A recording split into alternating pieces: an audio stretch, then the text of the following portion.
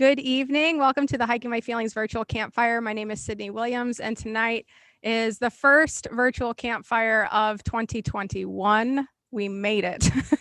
So if you're here, if you're listening back later, if you're watching live, thank you for being here. We are so excited to have everybody back. Tonight is a great episode. I am really stoked. We have Kristi Nelson, who is the author of Wake Up Grateful, the transformative practice of taking nothing for granted. And we also have Josh Swain, who is from one of my favorite bands, The Movement. So if this is your first time here, a little bit about the virtual campfire. This is our it started as a fundraiser to raise money for the Hiking My Feelings Wilderness Wellness Center. We transitioned from doing in-person events, much like the rest of the world when COVID hit. And now we are doing a lot of virtual stuff. So a couple updates about what we have going on this year, specifically with two of our flagship programs. We are on a mission this year to hike 1 million miles for diabetes awareness during the Take a Hike Diabetes campaign.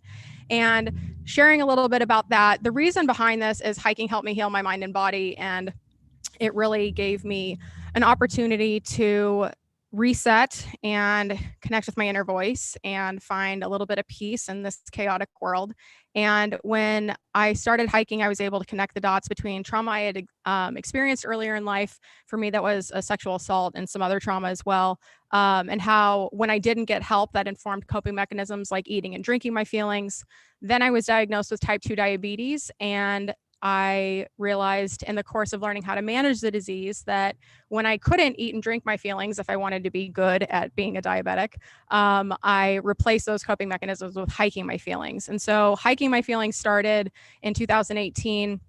And we are on a mission to improve community health by creating opportunities for people to experience the healing power of nature. And this year, our campaign is Take a Hike Diabetes. So we are really excited about how things have kicked off. We did a pilot program back in November for Diabetes Awareness Month last year and hiked more than 6.3 million steps together as a community, which was just mind-blowing, honestly. So far this year, it is the 7th day of January. And as of right before this broadcast, we had 58 participants registered. We have hiked together 380 miles for diabetes awareness. So we only have like 999,000 to go. It's fine. We'll get there. And we've raised $2,600. So if you're interested in learning more about the campaign, or if you want to join us, you can get more information at hikingmyfeelings.org/diabetes. And we hope that you will join us because together we can defeat diabetes one step at a time. So moving to our next quick announcement. We have a flagship program called Blaze Your Own Trail to Self-Love. It is a 12-week intensive, and it started on Sunday, but we are keeping registration open until tomorrow, which is Friday. So if you want to join us, you can look forward to 12 weeks of healing activities to help you find your way home to yourself. We do a lot of guided self-discovery exercises here at Hiking My Feelings, and we introduce hiking as a mindfulness activity. So similar to how in a seated or guided meditation, you would return to your breath when things start to get a little squirrely in your brain. With our programs, we give you a thought to think about and a question to ask yourself that ties back into the themes present in that week in the program. So when you're out hiking and your body's like, you can't do this, and you're like, yeah, I can, buddy. Shut your mouth. Like, I got this. Then you can like bring yourself back to center. So the question for this week is what inspires me? So if you're watching or if you're listening, take a few minutes, take a couple deep breaths and think about what inspires you. What inspires me? The fact that we're all still here and we made it through last year. So that's a little bit about Blaze Your Own Trail to Self-Love. If you're interested in joining us, you can join us at hikingmyfeelings.org/BYOT, like Blaze Your Own Trail. And now, without further ado, I am so excited to introduce Kristi Nelson. She is the author of the author of Wake Up Grateful, the transformative practice of taking nothing for granted, and also the executive director at the Network for Grateful Living. She was diagnosed with stage 4 cancer when she was 33 years old. In the 27 years since, she has lived into all is possible when we take nothing for granted. Kristi, welcome to the show. Price is Right. Come on down. Yay! I'm trying to do the Price is Right thing for you. Okay. I love it. So for the people that don't know, I found Kristi by accident. I was writing an article about gratitude and the benefits of it for people living with chronic illness, because when you think chronic illness, you can think that might be a hard way and a hard life to live, and find gratitude in it. But I interviewed Kristi, and the second we got on the Zoom call, it was much like this. Kristi's little image was on top of mine. We were just sitting here jamming.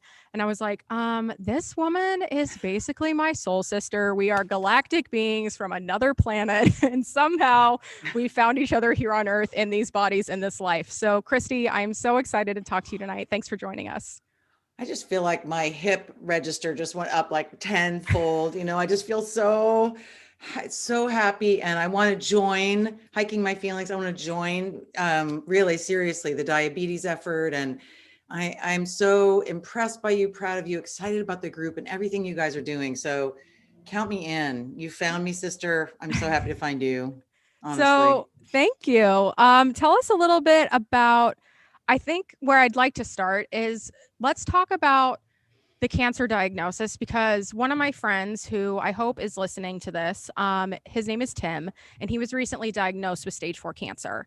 And so knowing that that was part of your life journey, I'd love to hear a little bit about the diagnosis and how that started this path for you with living gratefully. Such a big question.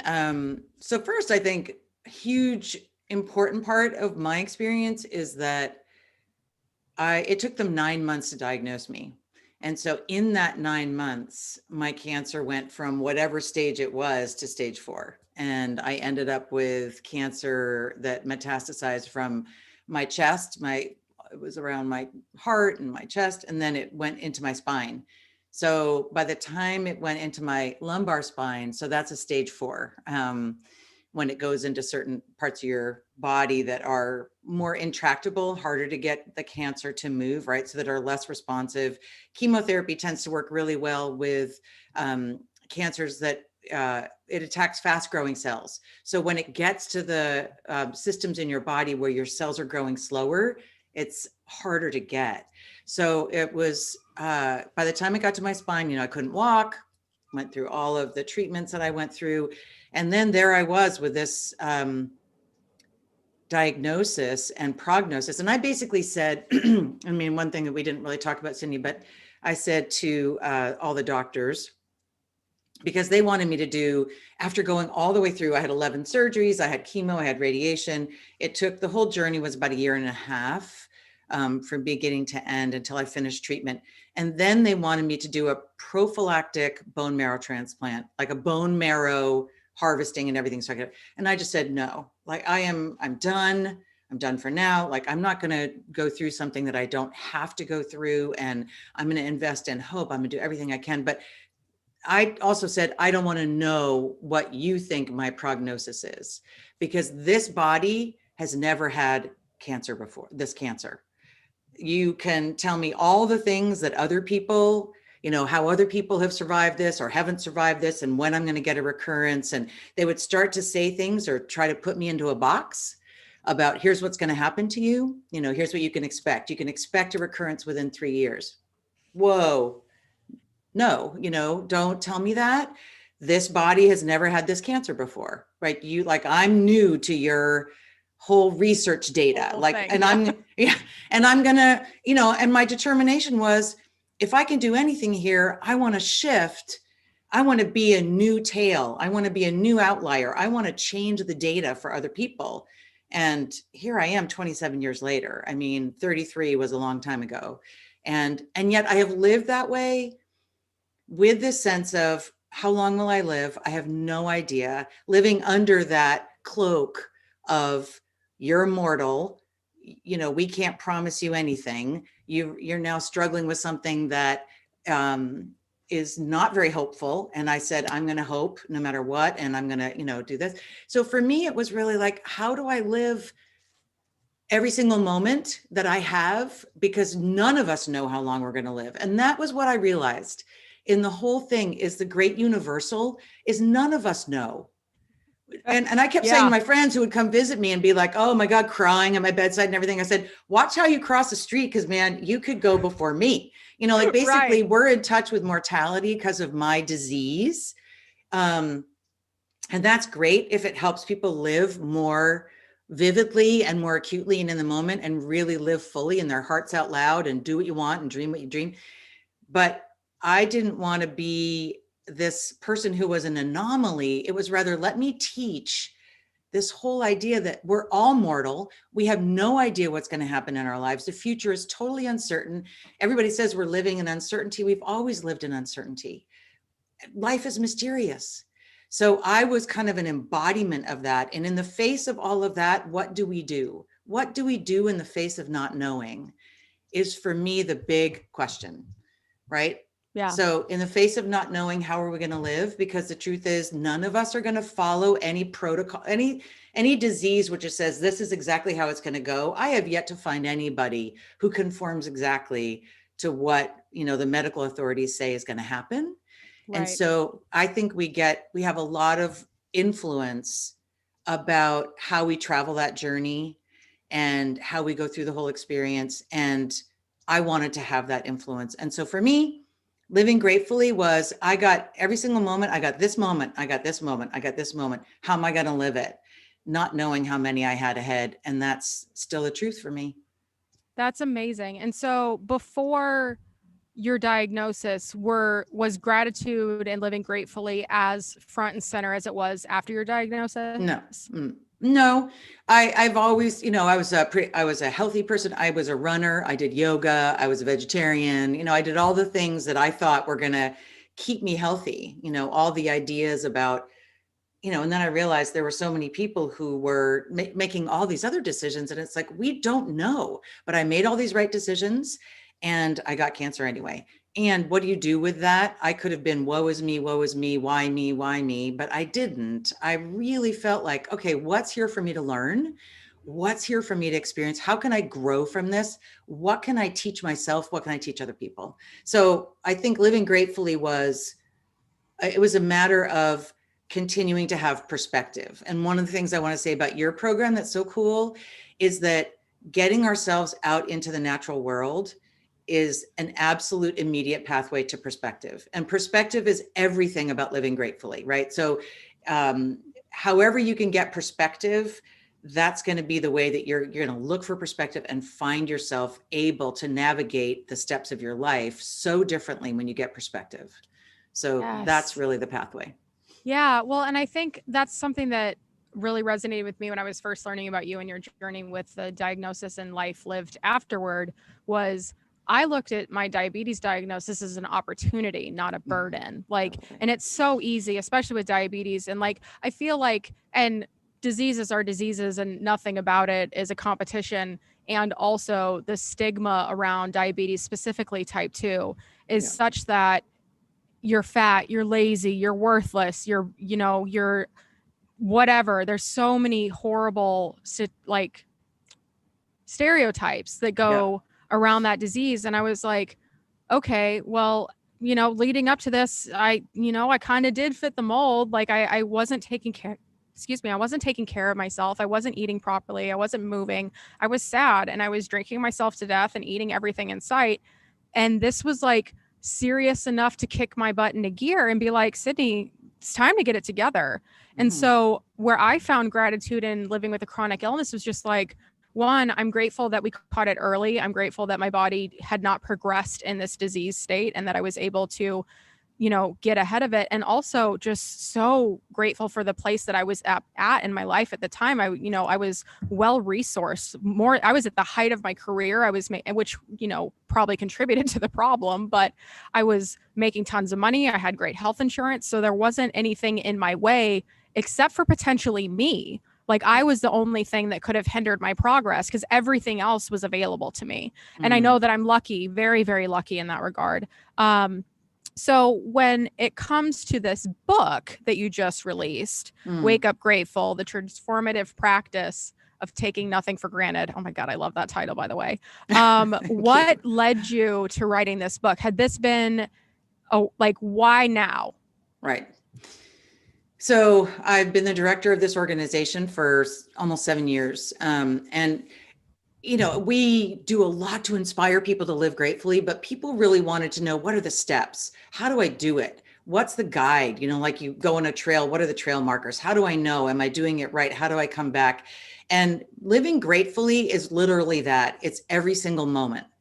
It's not just you go sit on a cushion for 20 minutes and repeat a mantra and then you've lived gratefully and that's all you have to do. And like people say, how do I practice? How do I practice?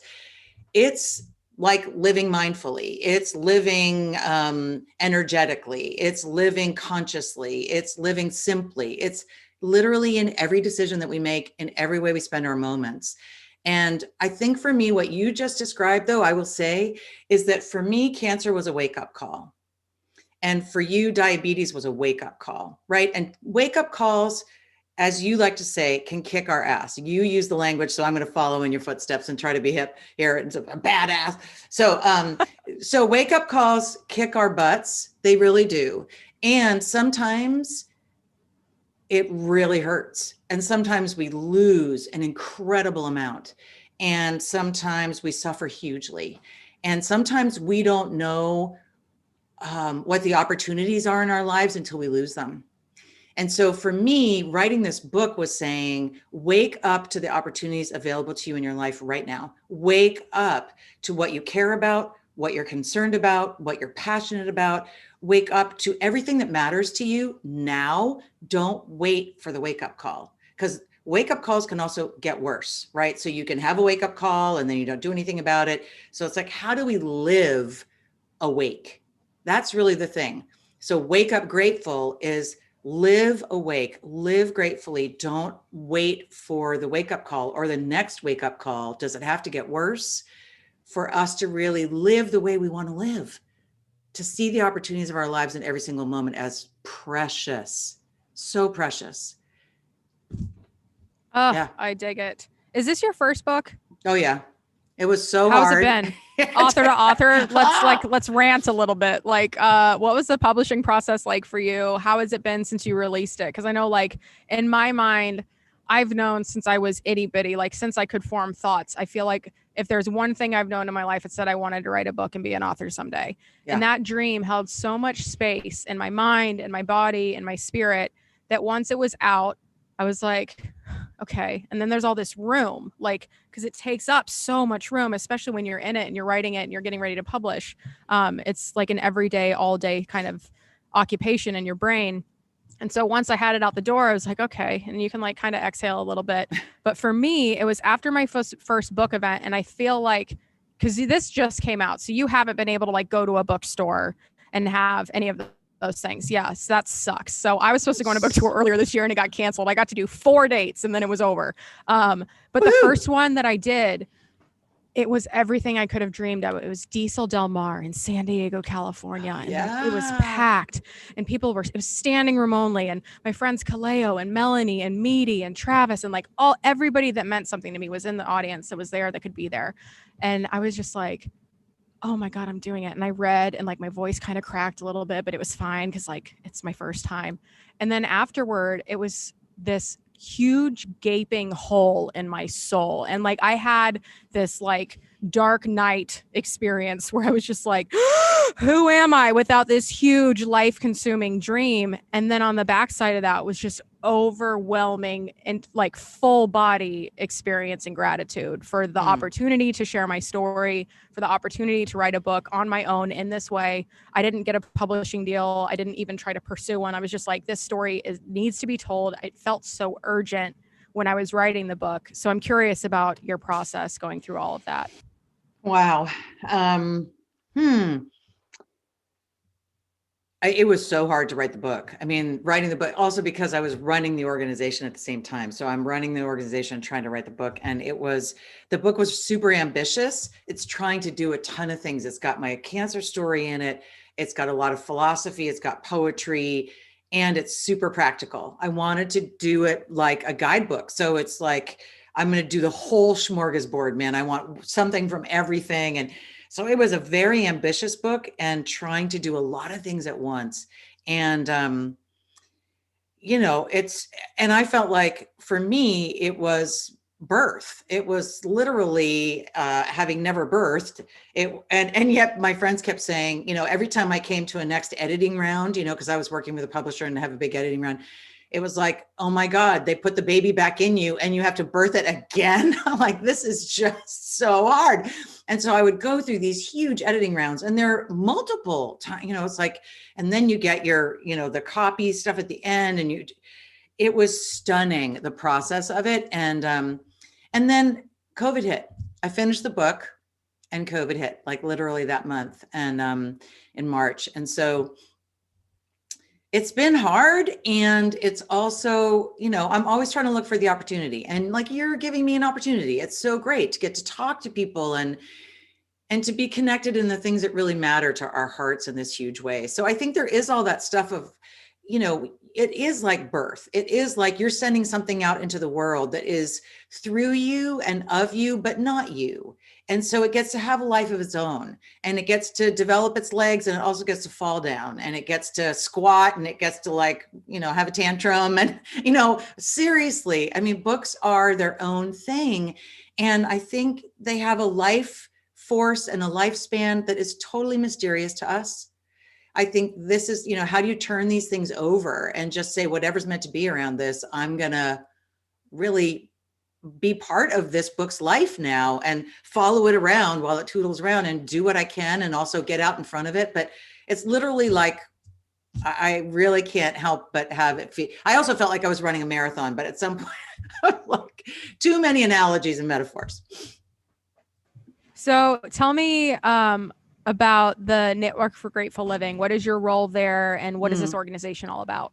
Okay. So Network for Grateful Living, it was started about 20 years ago by a guy named Brother David Steindl-Rast. A lot of people know about him. He's a super, super amazing, brilliant, hip Benedictine monk. He's now 94 years old. And so he started it when he was 74. Get a load of that. And he started it as an online, he called it online support for offline living. And so it's like you come, and what we call, it's really a sanctuary. It's a place you come, you get filled up, and then you get inspired, you get emboldened, and it helps you to live gratefully. So we have amazing, I mean, really, honestly, I think our work is so extraordinary. And thanks. We have a community. We serve about 100,000 people a month. Come to our website. I was like, yeah, nodding. And I was like, oh, she said a month. Okay. A month. Right. I was goals, like, okay, girl, goals. Okay. So almost 100,000 people global, they come to our website, and people go there, and they literally call it a lifeline. It's a lifeline for hopefulness. It's a lifeline for engagement, for seeing opportunity, for seeing possibility where it isn't, helping to get present. And it's all about perspective. So you come there, and it helps deepen your perspective for how you can live your life. And it's so beautiful. What we do is beautiful. We have a beautiful team. We're virtual. I absolutely love this work. And I wrote the book here. I'm just going to flash it because there's the baby. Please do. There it is. And it's She's pretty. Real. You can hold her. Yeah. And she feels good. She feels so good. And her paper, I love that they made the paper like vanilla, not white. White. So I wrote that so that it could be all the people who are coming to the website saying, but now tell me more what to do. Because we're always looking for formulas, right? Like all of us want, like, okay, give me the formula. What do I do? And then you make it your own. You have to live into these things in ways that are like, formulas often don't work very well, so it's like, how do you really own it? How do you shapeshift it? How do you be creative around it? And so that's what this book is. It's an invitation. So the website is awesome. Gratefulness.org. Easy to remember. Gratefulness.org. Easy. I like it. Gratefulness.org. Yeah. So I'm curious, what is coming up for you in 2021? Because our theme for our virtual campfires this month is grateful for change. And in my mind, one of the first things Barry said to me, because I know this might be hard to believe, but I'm high energy and I used to be high strung. And so one of the first things that Barry told me when we met, he's like, Sydney, the only constant in life is change. I was like, all right, Father Barry, thank you. So 2020, I feel like was the embodiment of experiencing change. Anybody that had jobs or was running businesses or trying to bring creative projects into the world, it was just like a big year of pivoting for us here. So in the spirit of grateful for change, what's coming up for you in 2021, and what are you grateful for as far as lessons from 2020? Okay, that's deep. So let me just have a minute. Gotta go inside.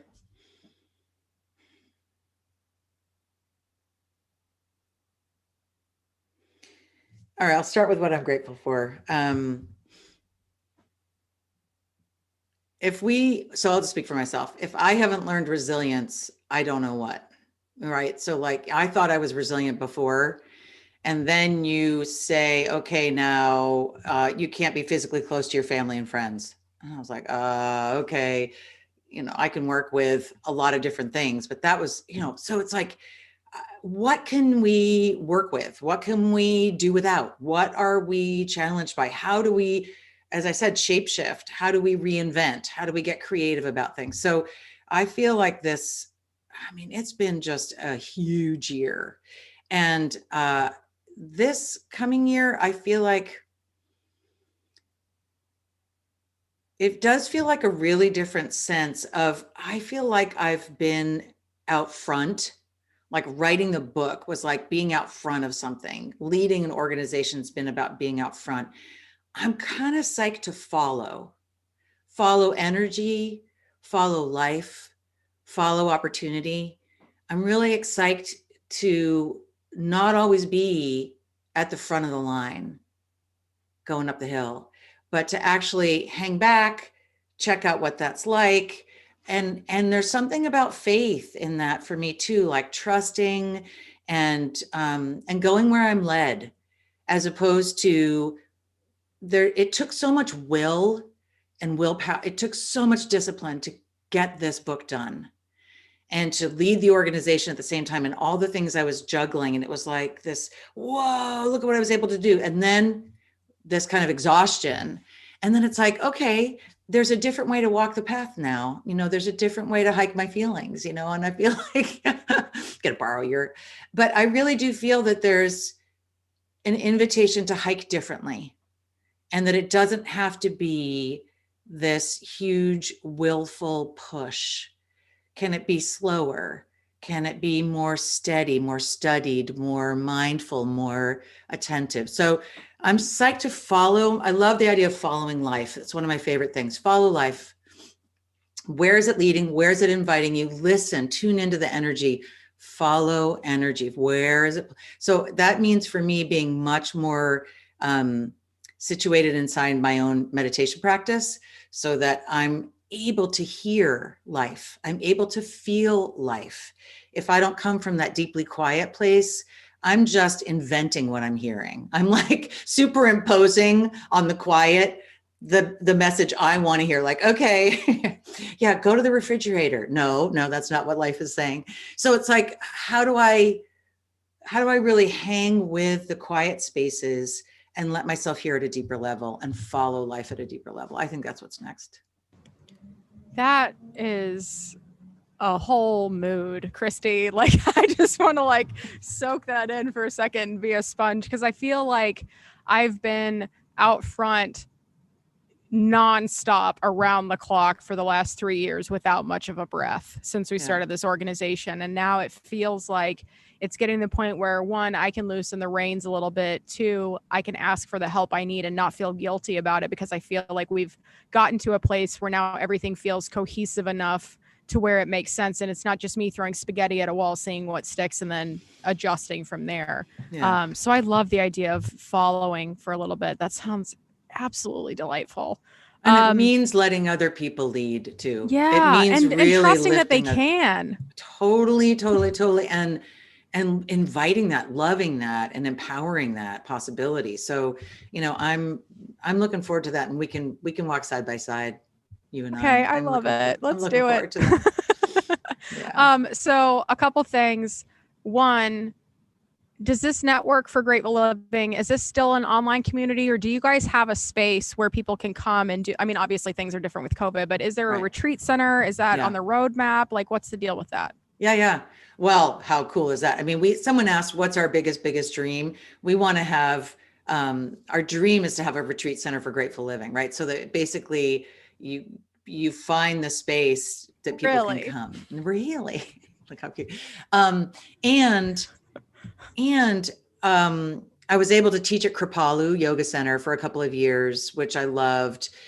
Weekend workshops, and I was supposed to teach at 1440 Multiversity in California this year. So that I love to do, which is actually gathering with, human beings in person. Um, Online is amazing. Virtual is amazing. It's such a privilege. And um, I do feel, like, well, we do gratefulness. We have gatherings. We have gratefulness gatherings. People lead grateful gatherings all over the place. And one of the things people are going to do with this book is book groups. This is a book for book groups in a big way. It's kind of like a study guide. And I think it's a way to go deep, and it's really great to have a community of practice. So that's going to make everything stick. That's going to make things really where you're really practicing together, and it's something to come back to each other with. So we're going to start more and more book groups, and they'll start online, be virtual. They'll have to be, a lot of them will be virtual, and then a lot of them will be in person.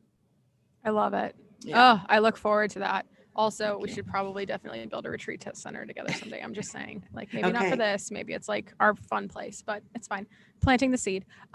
So Hard to be not in the lead when you do that kind of stuff. Like, I'm kind of happy right now to go to other people's retreat centers personally. right. I'm like, yeah. Okay. So before we open this up for Q&A, the difference between gratitude and living gratefully, it sounds like, and correct me if I'm wrong and jump in. It sounds like gratitude is a moment that we find, that we cultivate, that we look for, and living gratefully is an artful practice that we just like do all the time. Is that, how would you describe the difference if there is one? And there's no dissing gratitude, because gratitude's awesome, and gratitude is often fleeting. It's conditional. It's a response. It's usually a reaction to something happening that we wanted to have happen, right? Or something, we get something, or something goes the way we want it to go. Gratefulness, which is what we kind of say, or living gratefully, is really a proactive approach to life. It's an orientation to life. It's like every moment, it's unconditional. It's not fleeting. It's really the possibility of stringing together all the moments of our lives and being able to continually return to gratefulness rather than waiting. I like to say gratitude waits for something to happen. Gratefulness just waits for us to be awake. My goodness. Thank you. Yeah. So for anybody that's listening that may be living with a chronic illness or is experiencing a challenging time, life in the world right now is pretty darn challenging and can be very disheartening. Do you have, like, because we like listicles, like, do you have like a couple tips for people to help get into living gratefully, and like what's a good way to start that? Well, there's all kinds of practices. And what's amazing is you are such a teacher, because one of the first questions is always, what's the opportunity here? Because as soon as we can identify the opportunity, it opens up possibility, and we can find gratefulness in there. Usually it's about, so the practice is stop, let go. That's the listicle. And if that isn't the easiest listicle, I don't know what is, right? So it's like, stop, let go. You're supposed to cross the street. You stop, you become aware, you look, you check things out, and then you go. So Brother David made that up. And I was like, oh gosh, how do I tell people what the heck that means? It's like, so from him, it sounded amazing. And for me, it was like, okay, people were saying, well, what do I look for? And what am I stopping for? And where am I going? And so I had to make it that we stop for presence, we look for perspective, and we go for possibility. Those are the three. So it's the 3 Ps.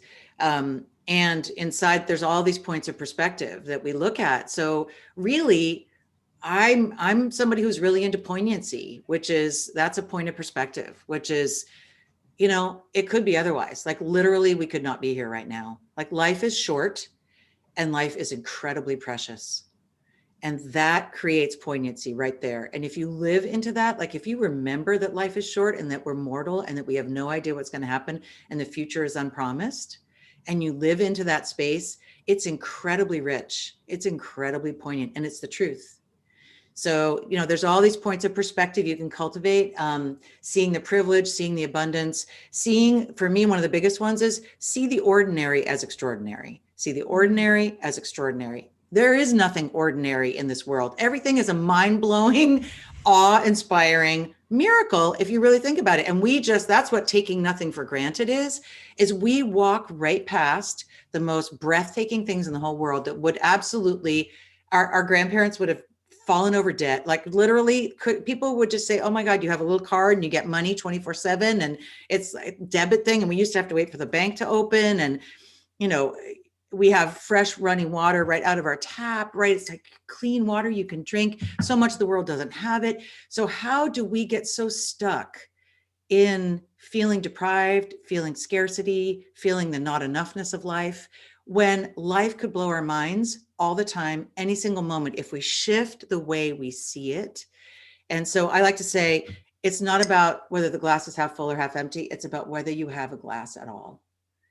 It's about having the glass. If you have a glass, you're lucky, even if it's empty. Yeah. So just looking at everything as like, oh my God, we can now be here right now with each other. I mean, yeah, I could cry because I don't have any kind of, there's no bookstores where I can go visit, but I get to hang out with you virtually, look at you, love your energy. We get the privilege of technology. We have the most extraordinary privileges and we take them for granted. And I think taking nothing for granted is living gratefully. That's exactly what it is. When we stop taking things for granted, we live gratefully. As soon as we open our eyes and just say, wow. Oh, wow. Yeah. Wow. Indeed. For anybody in the Zoom, if you have a question, go ahead and pop on your camera and you are free to ask. I know Mary had something to share. Hi, Mary. Hi. Can you hear me okay? Yeah, you sound great. Okay, so I'm having a total fangirl moment here that I didn't know I was going to have. So this is so crazy. My journey to grateful living started in March. I became sober on March 8th. My mom passed away on March 10th. And then the pandemic just spiraled, within a few days after that. And it took me a while to literally get out of bed, like a few weeks. And when I finally did, I started walking around my neighborhood. I started reading Sydney's book. I started joining Sydney's book talks on Sundays. Then I started listening to podcasts, and I landed on Brother David's conversation with Krista Tippett, the On Being podcast. And holy shit, it was like, it woke me up and I felt all the feels, and I highly recommend it to anyone. And I now wake up every morning to the emails from your organization. Oh, yay. You're a fan. I'm a fan of you. I like candles on the website. Woo! And I didn't make the connection that this was you until when we were getting ready to go and I saw your logo instead of your video. Yeah.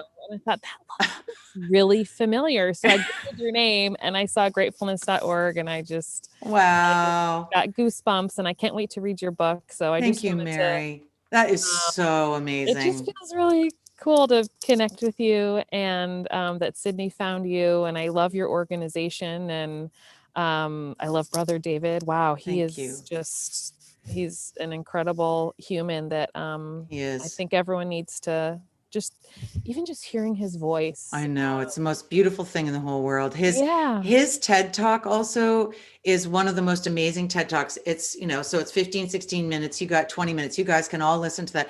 And one of Brother David's most famous things that he says is, it's not happiness that makes us grateful. It's gratefulness that makes us happy. Ooh. So that's really the key to all of this, is when we take nothing for granted and we treasure what we have and we're aware of all of what's rich in our lives. If we're grateful for what we have, no matter what we have, we are so happy. And if you can have everything in the world you think you're supposed to have, and if you're not grateful for it, you're never going to be happy. Yeah. Never. So I'm so grateful for that. Thank you so much. And I'm thrilled. I love it. Yeah. And I'll also say, just because it's so intense, is that my mom died while I was writing the book. It was It was super tough. So that was another thing of, when you're giving birth to your baby and your mom is dying at the same time, it's kind of like it was quite the journey. But thank you for hanging out with us, Mary. I'm so glad. Yay. Keep in touch. Awesome. Thank you, Mary. So Kristi, where can people stay in touch with you? And let's let people know what's coming up and how can people get involved? So, the book is, I'll be so honored and humbled and amazed. Like, just if you want to buy the book, it's pretty amazing. And here's what I'm going to say about the book. Go slow. It's deep. You read a couple pages, 2 or 3 pages. Keep a journal by your side all the time when you're reading this book, because it's got a lot of reflection questions in it, a lot of practices to try. So read the book. I'm at gratefulness.org. You can find me anytime there. You can contact us, in the about section, and I'll be hanging out with Sydney. You'll find me following on the trail. Yay. I love it. Thank you so much, Kristi, for joining us. If you're able to stick around, we'll close out with our group gratitude circle. And if not, I am grateful for you. And I am grateful for you. I'm grateful for you. Stop it. I'm going to gratitude as a competitive sport. Here we go. Let's do it. I am so competitive. It would not be fun. I'm going to have to go do a couple things, but I'll be back. I'll let you hear Josh, and I'm going to close the gratitude circle with you guys. Okay, perfect. Okay. Awesome. Thank you for having me. Of course. Thank you for being here. All right. So up next, I'm going to put a little something on the screen because I think this is fun. So my next guest is Josh Swain. He's the lead singer of The Movement. So a little bit about The Movement for you guys that don't know. It's one of my favorite bands. Okay. So in fact, their most recent album, Ways of the World, which is on screen here, was playing on repeat for the entire time I wrote my book. Now, I took the liberty to make my own meme because I'm cool. So this picture is from Parsons Landing, which is a campground on Catalina Island. It's at the end of the Trans-Catalina Trail before you do your last day back to Two Harbors. And this picture of me in the water came after 5 days of hiking across the island. This is when Hiking My Feelings was like 4 days and 2 weeks old. And I had connected the dots on how sexual assault had informed the coping mechanisms that I had, and that those had led to my diabetes diagnosis, and that the connecting the dots between my mind and body was the missing puzzle piece for me on my healing journey. And once I had that piece, everything started to come into context and make sense. So as I was hiking down the mountain, after I had this realization, I was like, I'm going to go into the ocean butt naked, and I am going to give myself this rebirth ceremony. So I walked out and I put my arms up, and Barry took a picture. And this was 1 year and I think 2 days before Ways of the World was released. So when I saw Ways of the World's album cover, which is next to my naked body in the ocean, I was like, oh my God, this is amazing. So a little bit about Josh and The Movement. So The Movement has been winning the hearts and minds of alternative reggae fans since their inception in Columbia, South Carolina in 2003. Drawing inspiration from Sublime, 311, Slightly Stoopid, and John Brown's Body, they've made a name for themselves as reggae shapeshifters with a foundation of heavy drum and bass. Today, the band consists of founding member, lead vocalist and guitarist Joshua Swain, bassist Jason Smith, drummer Gary Jackson, and keyboardist and multi-instrumentalist Matt Goodwin. Their 6th studio album, Ways of the World, dropped on June 7, 2019, debuting at #1 in the Billboard Reggae chart, and has remained in the Billboard Reggae Top 10 for more than 40 consecutive weeks. The Movement's new single, Mountain, featuring Clinton Farron, which was released on September 4th last year, is an upbeat and reflective reggae tune of hope and perseverance. Now, if you were following us on Instagram and you saw our post that was announcing Joshua's participation in this show tonight, then you saw the lyric, "We only need to climb this mountain and we will be free." So, Mr. Josh Swain, how are you doing? Welcome to the show. Am I unmuted now? Yeah, you're good. Hey, man. Cool. Yeah, thanks for having me. I'm doing good. How are you? I'm great. So where are you recording from today? I'm in my room. It's a little messy. Sorry about that. But I'm out in Charleston, South Carolina. Okay. Very cool. So a little bit about Ways of the World and your music in general. There's a lot of songs that have some kind of nature theme to them. Redwoods with Nathan from Ayaterra, Ola, where you talk about sitting in the shade of a Joshua tree. Do you have a connection to nature? Are you writing these songs in these places? Like, where does that inspiration for the lyrics come from? I mean, I've always been an outdoorsy kind of guy. Yeah, and I've always, either like mountain biking. I played soccer my whole life, just being outside and um, just always playing outside as a kid, and we went camping as a family early on, a bunch of times. And when I was in my early 20s, I ended up doing Outward Bound out in the Pisgah National Forest out there in close to Asheville, North Carolina. And that was like 3 weeks of like pretty hardcore hiking and mountain climbing and canoeing. And, we had like 3 days where we did what's called a solo. So you're just by yourself in a tent and, living off of just a little bit of food that you have and reading these like Native American writings. And it was just kind of a life-changing experience for me. And, after that, like I've always just been like a camper, hiker kind of guy, and whenever we're out on tour, there's a lot of special places, where I can go and when we have a day off or even like during the day before the show. And, if I can get outside and take a good long hike, that's what it's all about. So. But yeah, I mean, a lot of the songs, do come from just that love of nature. I mean, I'd much rather be outside than inside any day. And yeah, I mean, Redwoods, I wrote out there in Cali, and I've always been by the coast, and so a lot of stuff is inspired by the ocean and surf culture and skate culture and hiking culture, camping, climbing culture, and so. I dig it. So, what is like if you could go anywhere right now, where would you go for an outdoors adventure? Where would you go and what activity would you be doing? Like I said, like I fell in love with the Pisgah National Forest out there in North Carolina. But I did have like the coolest time last time I was out in Portland, Oregon. And I'm getting notes to speak into the mic here. Thanks, fans. My manager's always watching me.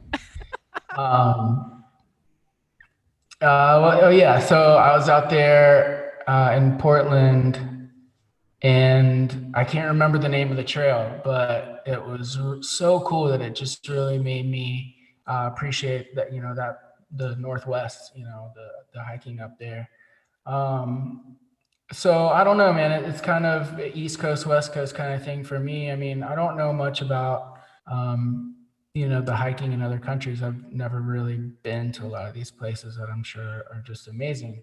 So for me, I've always wanted to do the Appalachian Trail out here, and it's been a goal of mine. And, this would have been a perfect time to take 8 months to go hike that thing. And I'm just like, I don't know, it just kind of didn't work out, a family and stuff like that. You kind of have to be around, in case, or, supporting, your loved ones and stuff like that. So I didn't think that was a good time to do it. So I'm not sure if there ever will be. I'm hoping, but also the Pacific Crest Trail on the West Coast. So I'd be hiking one of those two things, probably by myself, and taking like a good, 8 months, 6 to 8 months, and getting the full experience of doing a complete through hike. I am thrilled to hear that. I also heard that you want to go by yourself. So I'll just like trail behind a couple miles and then we'll like meet up and have dinner and talk about our days. But those are both two goals of mine. And I first learned about the just the idea of through hiking from my friend Adam, who unfortunately passed away in 2014 on a base jumping trip. But I also have the dream of Appalachian and Pacific Crest, and I really want to go for it and get the Triple Crown just to see if my body could handle that and do the Continental Divide Trail as well. So I heard a rumor, as like a couple posts on social media about it, that you guys are doing some like humongous tour. Talk to me a little bit about what it was like, because you guys were going to have a great tour this year. So what was it like getting ready for tour, having this album come out, getting ready to do, another great round about the country, and then having COVID happen, and then now ramping up again for another tour? Like, what's your mindset been like through all of this, and how have you been coping with the different changes? It's weird, like we've been touring pretty constantly since, around 2014. And even before that, I was, playing like almost every night somewhere. And, so it's definitely just become a way of life. It's not, it's really hard to consider it like a job. It's hard to consider it like hard work, or it's hard to consider it even fun necessarily. It just is life, you know what I mean? So we haven't really known anything different. And we will get some decent breaks, so we'll get like a month to 3 months at the longest off, sometimes. And so we're kind of used to just like everything kind of being up in the air a little bit, and then it's like, okay, I don't know. It's just like, feels like life is never really set in stone for us, so it didn't really like hit me in a big way at first. I didn't think it would last very long. And so the weeks kind of turned into a month, kind of turned into 2 months, which we're used to, kind of turned into 3 months, which we're used to. And then at around like even the 3 month mark, we're still like, okay, in like a month or two, we'll probably be able to do some festivals or do some shows here or there. Or, we'll be able to schedule a tour soon. And it was just kind of that like, that kind of pushing back tour always, so it was never like, hey, guys, you have a whole year off, like do whatever you want to do. So it wasn't like a big shock. It was this gradual kind of like pushing back everything. And at the same time, we're still working every day, and writing tunes and putting together, you know, deciding the way that we're going to market ourselves and things that we want to accomplish and goals and setting things like that. So it still just kind of feels like it's just been a long break. It hasn't really been like a total shock to my system. And, I'd be lying if I said that it wasn't nice to be off, for a really long time and get a good perspective on what it's like to not have touring as like the main part of your life, so it's actually been really nice in a lot of ways. And I always just knew that eventually we'd come back, and things would go back to the way they are and to where they were. And I think they are slowly kind of getting there. And we did announce kind of a tentative tour, and people are able to kind of reserve tickets. When these shows do go on, then they'll have them. You know what I mean? So it's a cool new way that things are progressing in that way. And so yeah, we're stoked. I mean, it will be weird, I think. Like we have a lot of preparation to do, So being off for this long, it's not like we live in the same city or even in the same state. So I haven't really seen the guys, I don't think, since in a year. I haven't seen them. Yeah. So yeah, Jay's in Jersey, Gary's in Orlando, Matt's up in Rochester, New York. So and I'm in South Carolina. So we're just like talking on the phone, doing this kind of thing. And this is where I've been recording. And so we've got a bunch of new material, and we're ready to put out a new record and get back out on the road, Fantastic. Well, is there a song that you'd like to share with us now, and then we can chat a little bit more? Sure. Cool.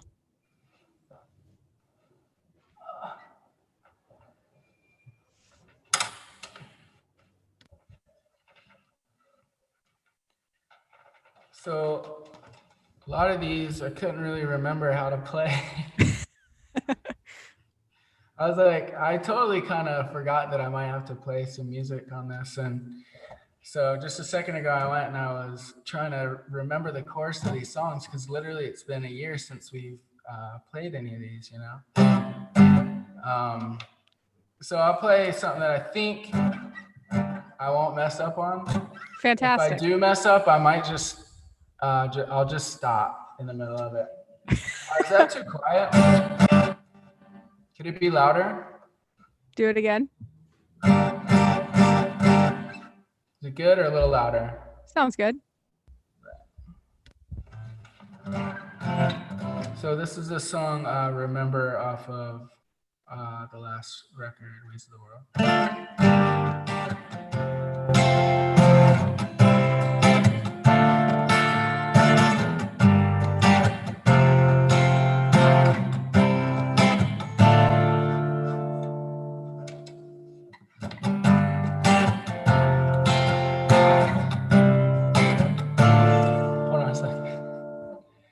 Reed's trying to tell me something. He says it's good. Okay, cool. Thanks, Reed. I thought he was going to say, you can't hear it. You got to turn it up. Thank you, Reed Foster. All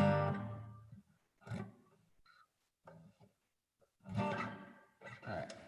Times I swear I'll fall asleep singing songs in my head just to drive away the demon. Push away any negative feeling. Can you fix it with a drink?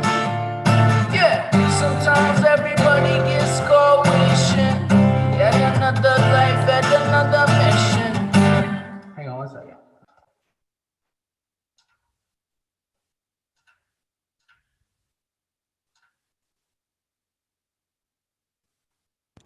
Quit playing It was games cutting in and with out my on me. heart. What's that? I was just singing a Backstreet Boys song while you were waiting. You're welcome, everybody. Thank you so much. No, it was cutting in and out on me. I thought my mic was messed up.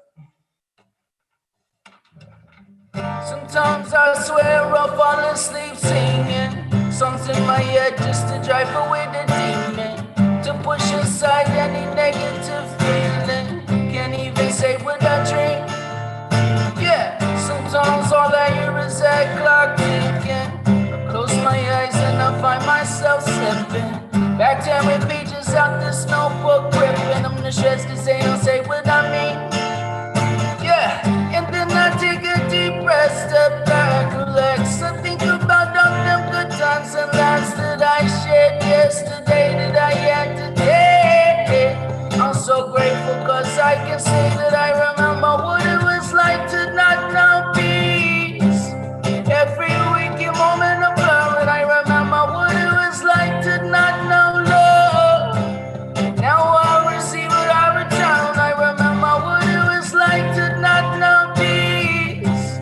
Every waking moment of blur, and I remember what it was like to not know love. Now I've returned. Yeah, sometimes everybody gets caught wishing they had another life, had another mission. They gotta make that incredible decision to check along in service in life. Yeah, we all have to make a choice to rise above it. It might be hard, but grit your teeth and go and tough it out. Scream and shout, do what you will, but love it, cause this is our purpose in life. Yeah, so then I take a deep breath, step back, relax. I think about all them good times and laughs that I shared yesterday, that I had today. I'm so grateful cause I can say that I remember what it was like to not know peace. Every waking moment of blur, and I remember what it was like to not know love. Now I receive what I return. I remember what it was like to not know peace. Every waking moment of blur, and I remember what it was like to not know love. But now I've returned.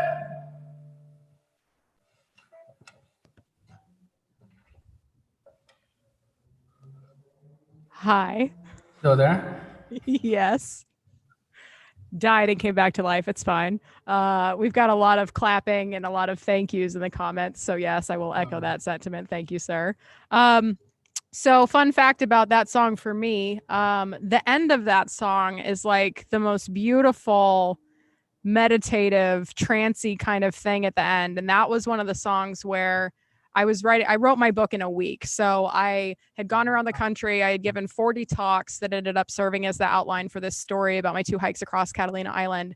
And Stick Figure inspired like the journey that Hiking My Feelings is on. Because once I found out that Scott like writes his music, produces his music, all of that stuff, I was like, okay, I'm not a musician, but like, who's to say that I can't go do that for myself? Like, what are the things I want to create and bring into this world? And why am I waiting for somebody to validate that? So Stick Figure kind of set me on that journey of creating everything that we've created today. But when it comes to the book that people have read all over the world, that song in particular, The Return, was on repeat more often, like the entire album, yes, but also that one, because that trancy sound at the end, like I get to flow state immediately. So one, thank you. And two, to have the opportunity to like share that story with you, even virtually, is just an honor. So thank you so much for being here. What was that song for you about? Like, what inspired those lyrics? You're kind of freezing up a little bit there, but yeah. Am I still good? We still Yeah, see you you. still sound great. All right, yeah, it's just breaking up a little bit. But yeah, that song, yeah, it's mainly about getting sober and the journey from like not being who I really am into the person that I really am. So that sense of returning back to yourself. Yeah, like the last words are, so now I've returned. And so yeah, I mean, I have like a pretty hardcore history of like alcohol stuff and a little bit of drug stuff, but the whole like musician lifestyle, was super appealing to me. And I talk about this a lot, just about like, and I'm not the only one. I'm one of, millions at least, of guys like me who, saw people like, Bradley Noel and Kurt Cobain and Jimi Hendrix and, Jim Morrison. And, those are the people we aspired to be. And, I didn't start doing drugs and stuff because of them, but it was just like, that's like, I guess, we're very like-minded, and so, yeah, I mean, I have a long history of touring and being a drunken musician and, just partying too hard and, it's, not a unusual story, and I got to a point where, I just was not the same dude anymore. And, my work was really suffering. I mean, this is like halfway through the movement's career, and the things that I could have accomplished had I been, in the right mind. It's just squandering the hours basically, so yeah, that song is just about finally coming back to the person that God intended me to be. That's beautiful. What was there like a moment where you were like, this is enough, or was it a gradual process, like the beginning of the journey to return home to yourself? What was that like for you? Yeah, I mean, there wasn't like necessarily like one major thing at the end, but it was just years of like knowing what I needed to do and not being willing to do it. And, I had known that I needed to get sober for, like I said, many years. And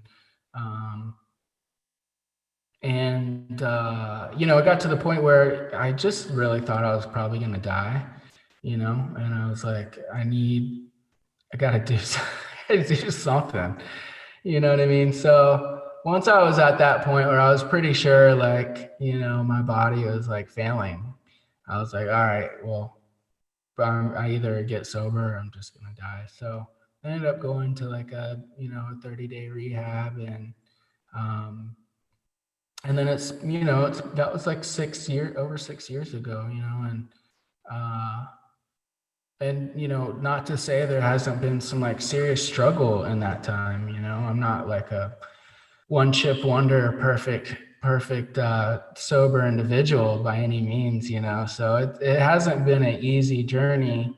Um, but you know, every day is like a learning experience, and, it's not always easy to find out what those lessons are, you know, necessarily.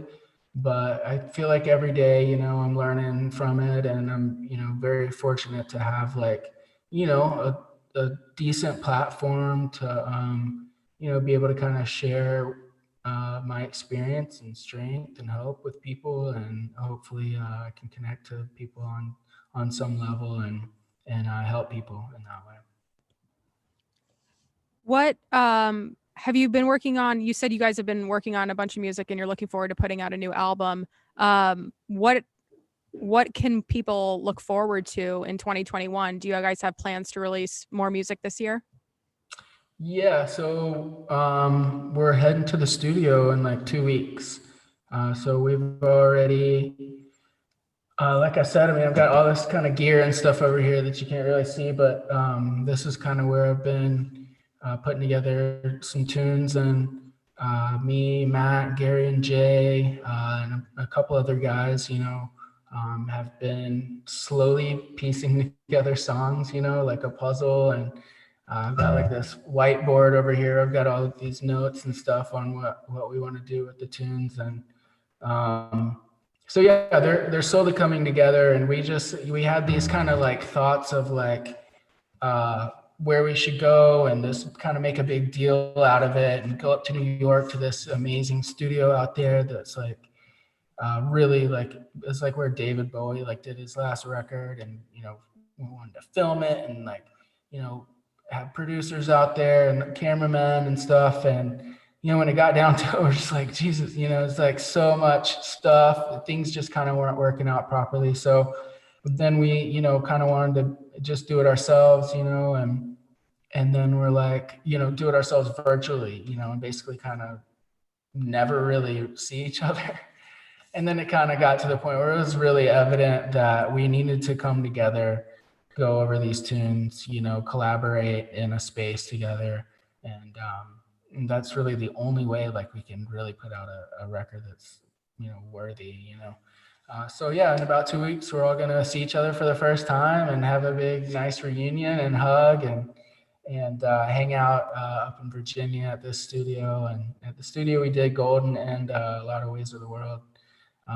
So it's kind of like going home in a way up there. It's in the middle of the woods, in this old like converted barn, and it's going to be dope. I'm really, really excited. And so we have like a good foundation for the record. We just need to put the final finishing touches on it. So visualizing the first concert back when we're able to like actually have a concert, not this drive-in stuff, not virtual, like what are you most looking forward to about this tour? I'm actually like kind of nervous about it a little bit. You know what I mean? So, I mean, I'm looking forward to it too, but it's more of like an anxious, you know, feeling. I think most of that stuff will work itself out once, you know, we get a couple of days of rehearsal. You know, there's just a lot of moving pieces to a tour, and it's pretty stressful at times. And but, you know, I think, and then I'd probably be nervous at the first show for sure. So maybe I'm looking forward to the second show and then all the rest of them after that. But yeah, it's kind of a anxious feeling. You know, have like a bunch of new material too. So that's actually really exciting, but it's another nervous thing too, building the like light shows for the tunes and making sure we don't mess them up. And, like it's just a lot of parts, there's a lot of things that can easily go wrong, So it's definitely nerve wracking, but it's exciting too. So like I said, once we work out the kinks, the first rehearsal, first show, I think we'll be good to go. I'm stoked for it. Yay. Well, do you have another song you'd like to share with us? You're still holding that guitar. I don't want to make you feel awkward with it in your lap. Do this one. I just saw the most beautiful sight I've ever seen. The grandfather was singing to his wife as she waited for her angel's wings. And they were so in love with each other, yeah. They spent their whole lives together, yeah. Nothing could ever take that away. Not even death can make our hearts run astray. 'Cause life is a circle and we walk it with love. Because it fills us with the beauty of life. Is a circle and we walk it with love. Yeah.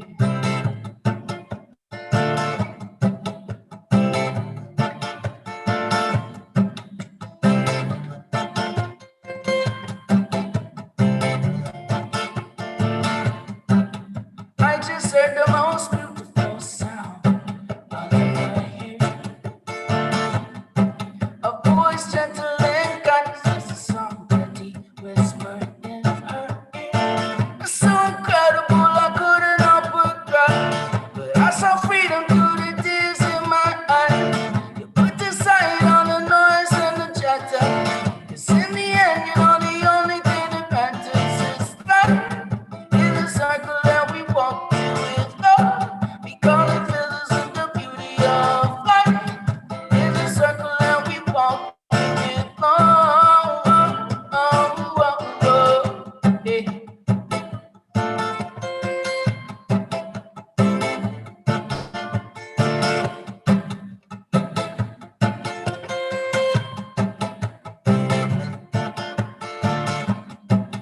I just felt the most beautiful feeling I'll ever feel.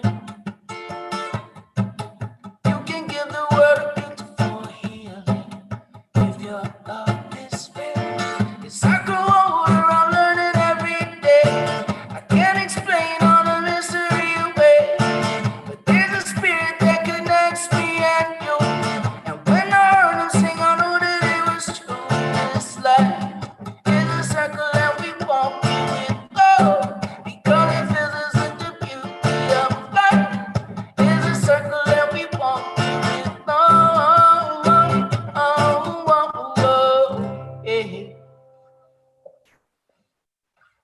Yeah. Yay. Thank you so much. So where can people learn about everything you guys have coming up? New albums, new things that you're doing, live streams, all that fun stuff. Where can they find you at? Well, the movementvibe.com. So that's the movement, VIBE.com. You can reserve tickets there. You can go to the virtual merch store there and help support us that way. And basically anything can be done through that website. Of course, we're on, Perfect. Facebook, Instagram, and all that kind of stuff. And yeah, you can pick up our music through there, and everything can be linked through our website. Fantastic. So for the folks in the Zoom, go ahead and pop on your cameras. What we like to do for all of our events, in person or virtual or anything in between these days, is close with what we call a group gratitude circle. So we just go around the circle, share what we're grateful for. And the reason we do this is our programs in particular, because our work explores how trauma can manifest in our minds and bodies and how the outdoors can help us heal.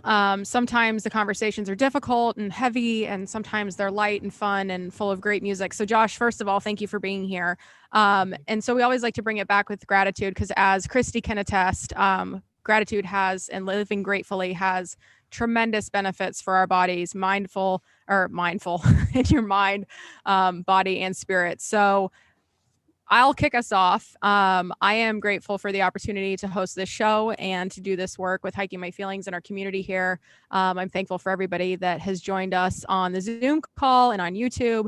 And most top of mind for me today is I'm grateful for the music, Josh, that you create and the work that you're putting out, Kristi. Both of you, it's not a coincidence that you're both on this show. I wanted to kick the year off strong, and Josh, your music and the movement's music has just moved me in incredible ways and has helped bring me out of some of the deepest funks. I can put on any song and immediately feel lighter. So thank you for bringing your gifts into this world. And Kristi, thank you for the book that you've written, and all the work that you do with the Network for Grateful Living. We are so blessed to have you sharing your gifts, and the gifts of Brother David, with all of us. So thank you guys, and thank everybody here.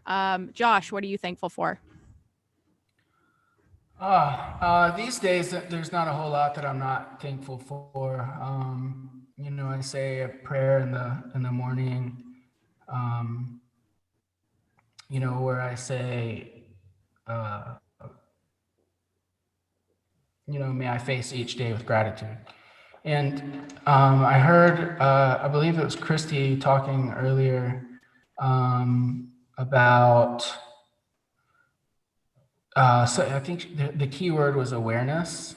There's something about being aware. And I'm, just grateful for the opportunity, honestly, to be grateful, so, all of the blessings that I have every day. I'm trying to be aware of those, for me, that awareness is where I find my gratitude.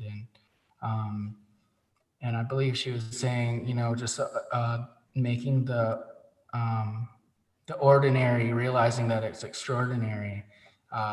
It's pretty amazing when I look around. If I just take the split second to realize how extraordinary everything is, that instantly turns into gratitude for me. So right now, really, I'm grateful for everything. I'm grateful that I'm alive and able to do this show tonight, and hopefully help some people out there. Yeah, thank you. Kristi, how about you?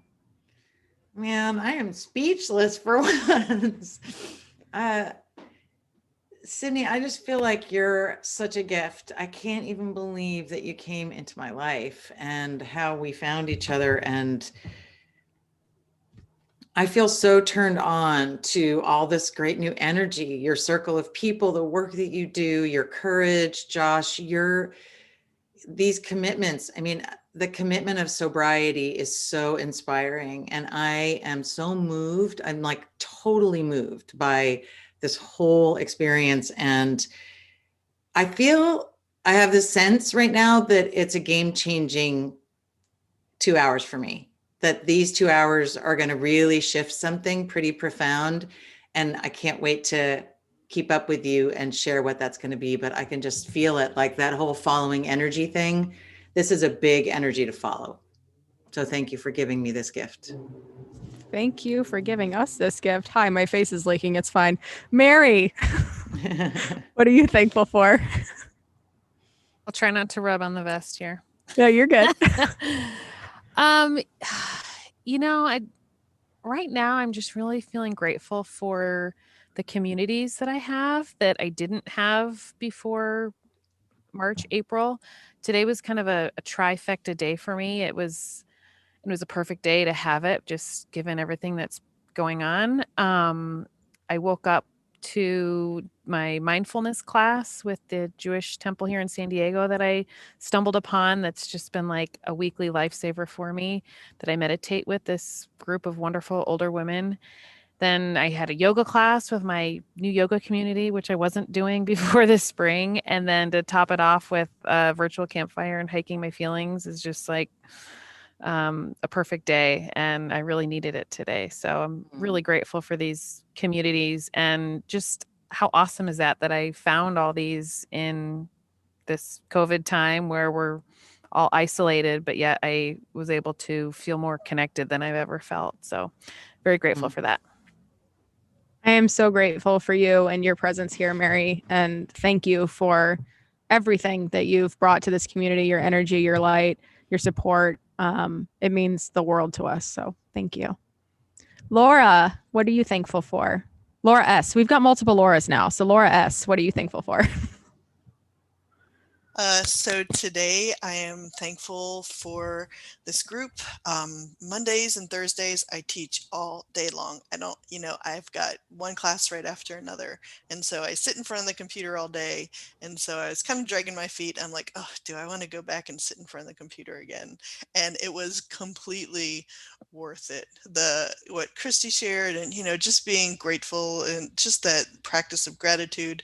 And Josh, your music is amazing. I've got a 14-year-old grandson that I can't wait to share your music with. Honestly, he is going to really love it.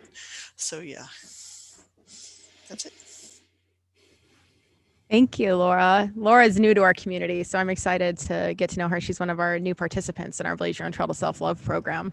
Ashley, what are you grateful for, sister? Well, I'm really grateful for a lot of things, this group always being one.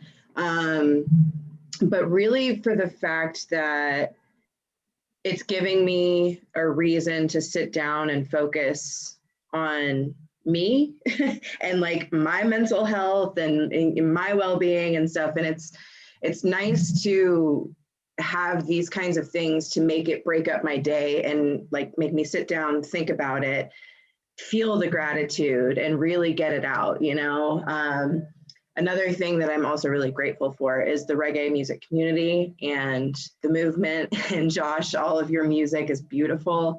I have lived a lot of life to a lot of these albums. So really, really needed tonight. So thank you.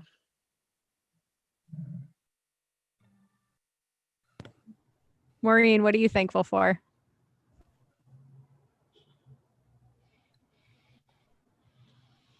Okay.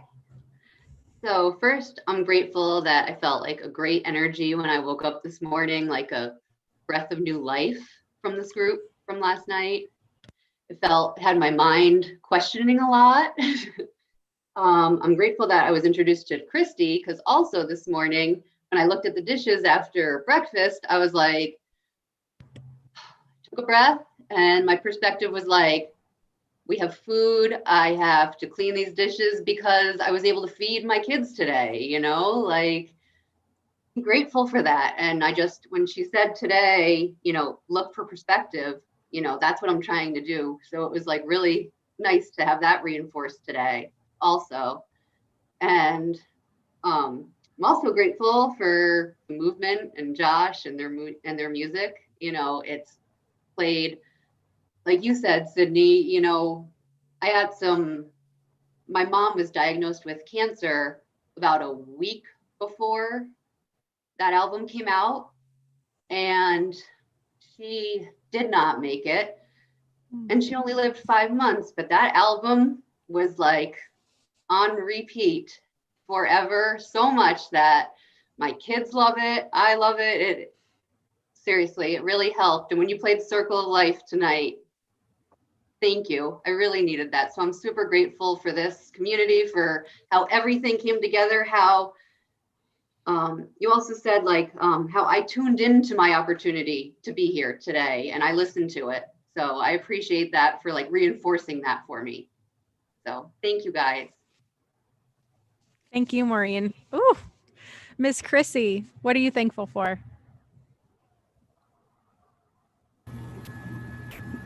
I'm thankful for all you guys. Gosh, I'm just so thankful for being here.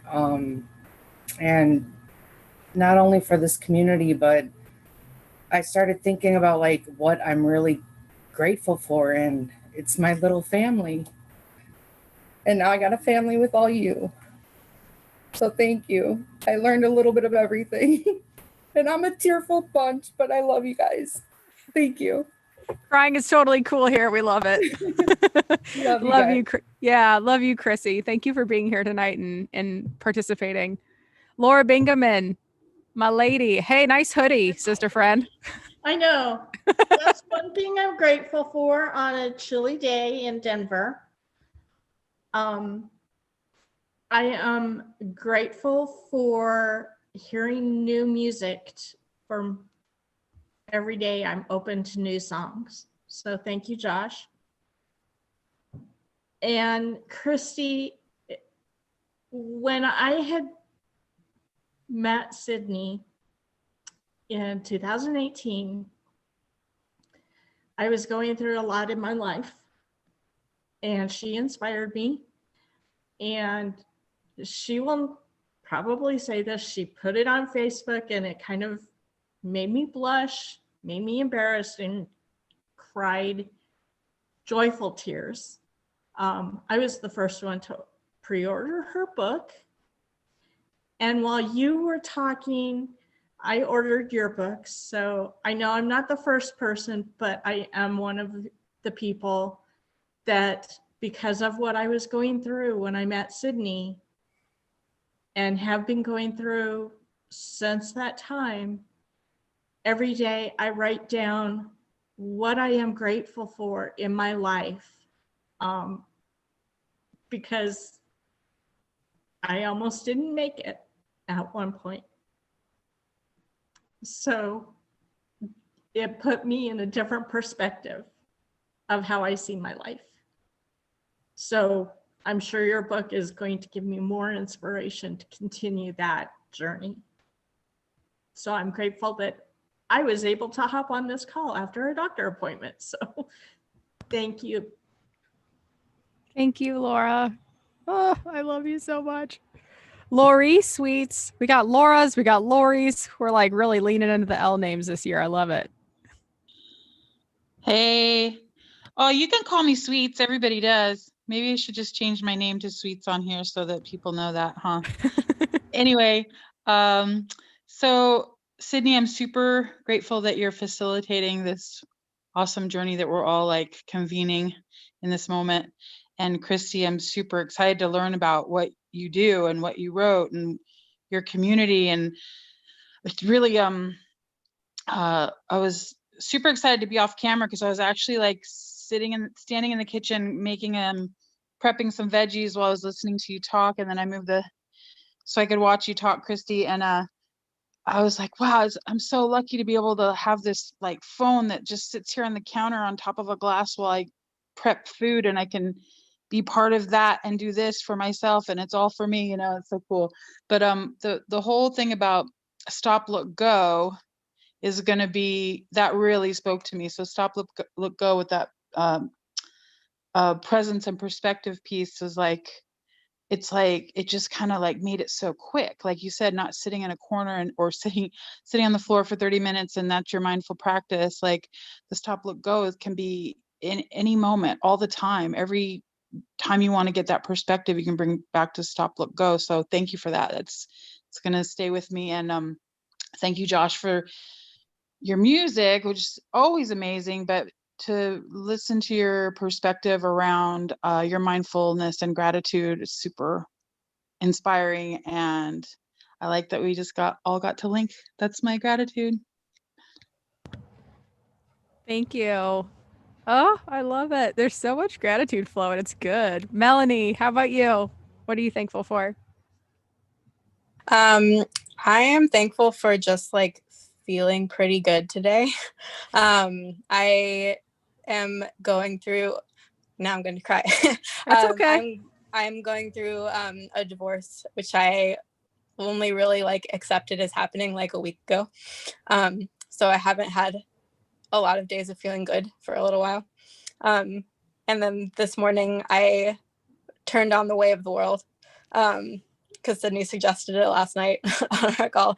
And just listening to it made me like, it was what I needed to hear. And so I like actually have felt really happy this morning. And my cat has also been like super active and happy this morning. I feel like there's a weird energy happening that's like really great. And so I just feel grateful for feeling that today. Thank you for sharing. Lydia, this is my mother-in-law. What are you thankful for? Oh, you're muted.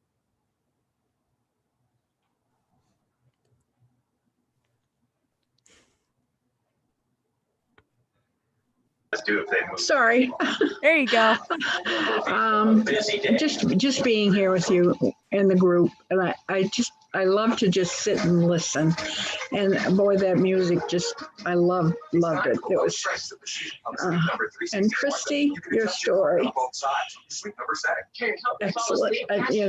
I'm looking forward also to getting that book and reading that one also. Thank you for everyone. And Mary, thank you up there in the right-hand corner. Thank you, dear Sid. Love you. Sydney and Barry. Thank you.